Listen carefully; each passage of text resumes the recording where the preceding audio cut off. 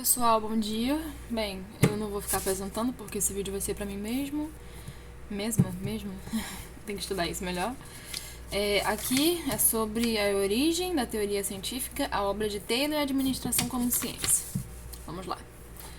Qual foi o modelo científico inspirador do Taylorismo? A termodinâmica, Schopenhauer, estudo dos tempos de movimentos, princípio da unidade de comando. Isso aqui a gente já pode cortar porque isso daqui veio da teoria clássica. Schopenhauer foi um livro de Taylor que ele lançou no seu primeiro período, então a gente também já pode cortar isso aqui. E o estudo dos tempos e movimentos, ele veio por causa do livro, né? Então a gente também pode cortar isso daqui e a resposta certa é a letra A. 2. O segundo período de Taylor corresponde às publicações de qual livro? Moments I Student? Nem tem um livro com esse nome. Isso aqui é o nome do Estudo dos Tempos e Movimentos. Schopenhauer foi o nome do primeiro livro dele, portanto não é esse. E o segundo foi justamente esse, o Princípios da Sugestão Científica, né? The Principles Magment. Não sei falar isso, mas estamos aí junto, né? Preocupado em aumentar a eficiência da indústria por meio da racionalização do trabalho do operário. Quem foi que fez isso? Gente, pelo amor, né?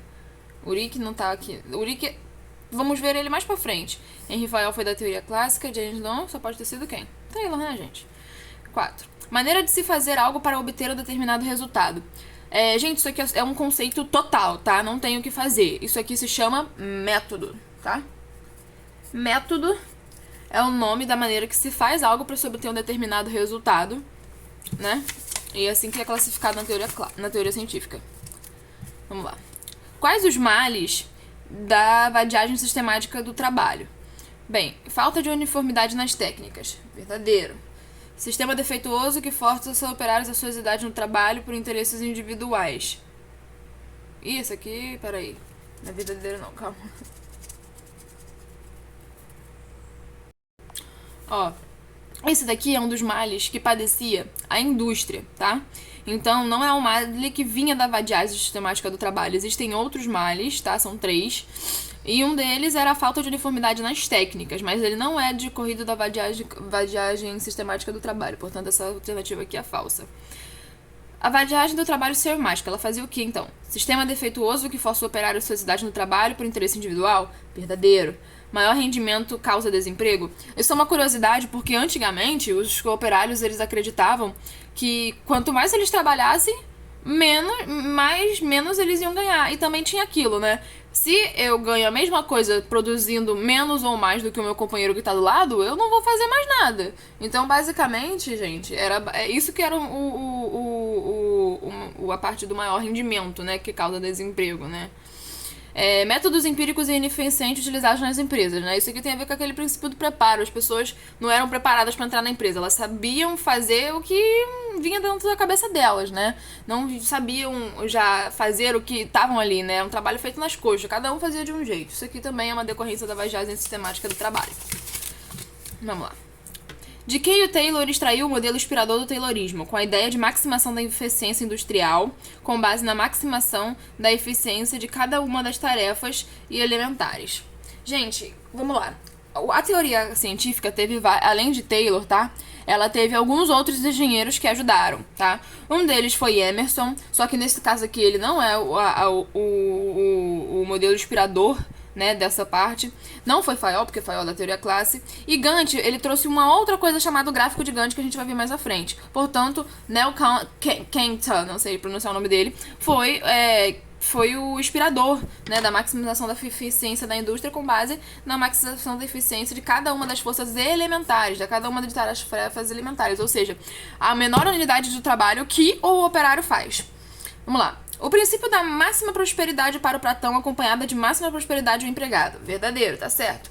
O que Taylor acreditava? Ele acreditava que tanto o empregado quanto o patrão tinham que ter um máximo de prosperidade, tá? E por isso viviam, né, em harmonia, só que a gente sabe que na realidade não era muito bem assim, né?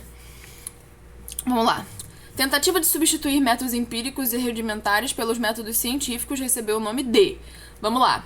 Cuidado para não confundir, tá? Aqui pode, às vezes, ir organização do trabalho, desenho de cargos, padronização. O nome disso aqui se chama OR T. Organização racional do trabalho. É uma tentativa de substituir os métodos empíricos e rudimentares pelos métodos científicos. E isso se chama organização racional do trabalho. E essa organização racional do trabalho é destrinchada em diversas outras coisas. Que aí vem o princípio da divisão, vem o princípio de diversas outras coisas, né? Do bom pagamento de salários, etc. 2. Introduziu o estudo dos tempos e movimentos dos operários como técnica administrativa básica para a racionalização do trabalho. Se chama Frank Tell Gilbert, um negócio assim, né? Frank Gilbert, né? Frank G. Gilbert. Vamos lá. Quais abaixo não é um princípio de Gilbert, proposto pela economia dos movimentos, classificado em 3 grupos a saber? Vamos lá. O Gilbert, gente, ele propôs, tá, alguns princípios relacionados ao estudo do tempos e movimentos, tá? E esses princípios aqui, vamos lá ver. Relativos ao uso do corpo humano, tá certo. Fadiga humana? Não. A fadiga humana foi até um estudo à parte, tá? Então, a resposta já é a letra B. Relativos ao arranjo material do local? Sim, também era um dos princípios que ele propôs para estudar a economia dos movimentos. Relativos ao desempenho das ferramentas e equipamentos? Sim, porque justamente parte daquilo, né? Se você tem boas ferramentas para trabalhar, é bem provável que o seu rendimento aumente, né? Em função disso. Vamos lá. 2. Pontinho, é toda atividade executada por uma pessoa no seu trabalho dentro da organização. É a menor unidade possível. Isso aqui se chama tarefa. Lembre-se que é toda atividade executada por uma pessoa. Ou seja, é a menor unidade possível. O que isso quer dizer? A tarefa é aquilo ali que a pessoa faz como pré-determinação dentro da empresa. Então, a tarefa, ela vai fazer as outras coisas, né? Como o desenho de cargos, vai fazer o ciclo, né, operacional e tudo mais. Lembre-se que essa é a menor unidade possível que alguém pode fazer dentro de uma empresa. É uma tarefa. Vamos lá. Ih, calma aí que desfocou aqui. Foi. Pontinho, especifica seu conteúdo, né, tarefa, os métodos de executar as tarefas e as relações com os demais cargos existentes. Gente, cuidado, existe uma diferença entre tarefa, desenhar cargos e também como é que se fala o outro? O desenho de cargos e tarefas, tá? No caso, especificar o seu conteúdo, né? Ou seja, especificar o que você está fazendo dentro da tarefa, os métodos de executar a tarefa e as relações com os demais cargos existentes. Lembra assim, ó. Especificar a tarefa e as relações com os demais cargos existentes. A gente vai chamar de desenho de cargos. Desenhar cargos, né? Desenhar cargos é isso aqui, né? Especificar as tarefas e as relações com os demais cargos existentes. 2. O tempo médio necessário para o operário realizar a tarefa realizada se chama tempo padrão, tá? Tempo padrão.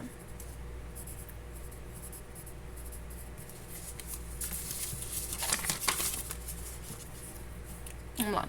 Os principais métodos científicos aplicáveis e os problemas da administração são observação e mensuração, né? Era pra estar aqui, mas tá certo.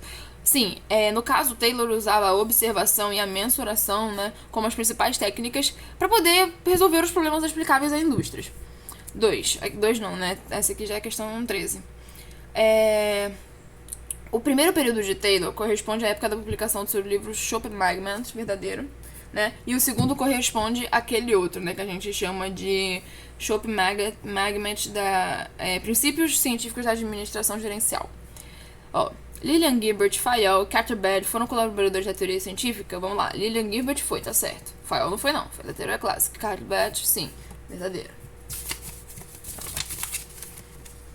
Quais eram os principais engenheiros com Frederick Taylor, né? Como eu disse, alguns, como Frank Gilbert, Gantt, né?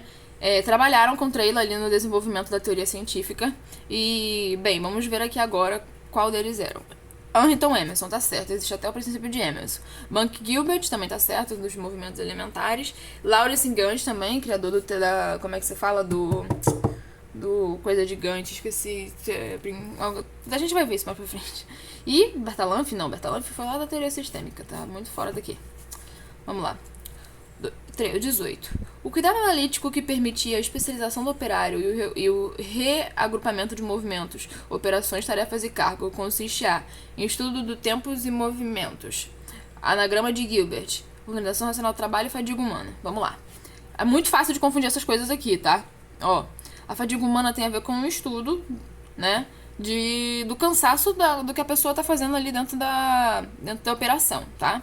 O estudo dos tempos e movimentos foi a forma com que a gente encontrou de tentar fazer com que a organização do trabalho fosse racionalizada. Mas o estudo dos tempos e movimentos, ele é uma decorrência do quê?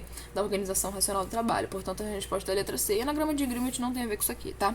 Então, a organização do trabalho permitia a especialização do operário, o reagrupamento de movimentos e operações de tarefas e cargos e etc. Vamos lá. A administração científica tinha uma abordagem de baixo, né, que a gente chama da operação, para cima, que a gente chama de gerência. Foi? Vamos lá. 20. O crescimento acelerado e desorganizado das empresas, além da necessidade de aumentar a eficiência nas organizações, são... Vamos lá. Decorrência da abordagem clássica. Origens da abordagem clássica. Finalidade. Vamos lá. O crescimento acelerado. O desorganizado das empresas, além da necessidade de aumentar a eficiência. Gente, isso aqui só pode ser uma coisa, né? Origem, né, gente? Poxa, se isso aqui estava acontecendo, a teoria científica surgiu por causa disso. 21. Os movimentos elementares, os Tell Gilbert, permitem decompor e analisar qualquer tipo de tarefa.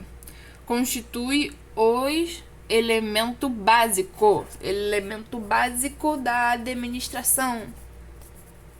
Elemento básico da administração. E unidade fundamental de trabalho.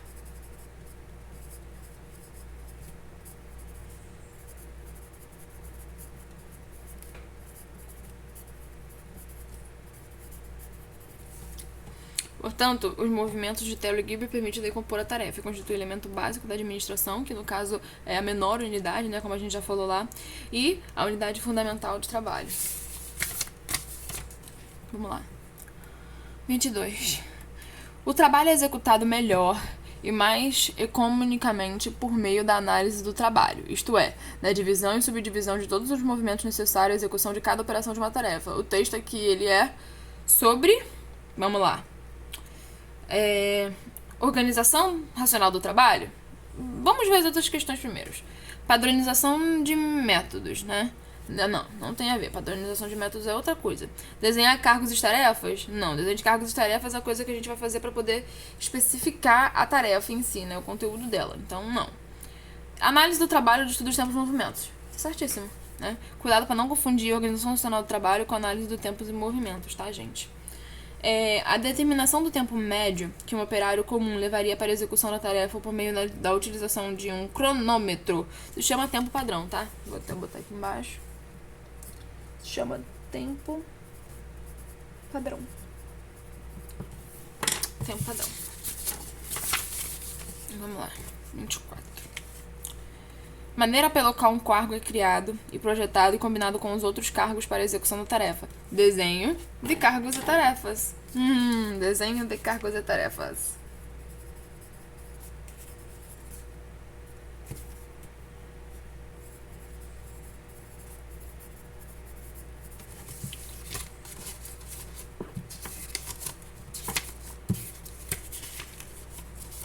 Ó. Gente, desenhar um cargo é especificar o conteúdo da tarefa e as relações com os demais cargos. Dar o desenho de cargo é a maneira pelo qual ele já está projetado, tá?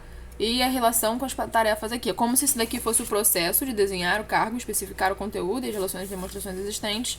Já o desenho é como se fosse a coisa pronta, né? A gente vai ver ali pela qual maneira um cargo é criado e projetado e combinado com os demais cargos.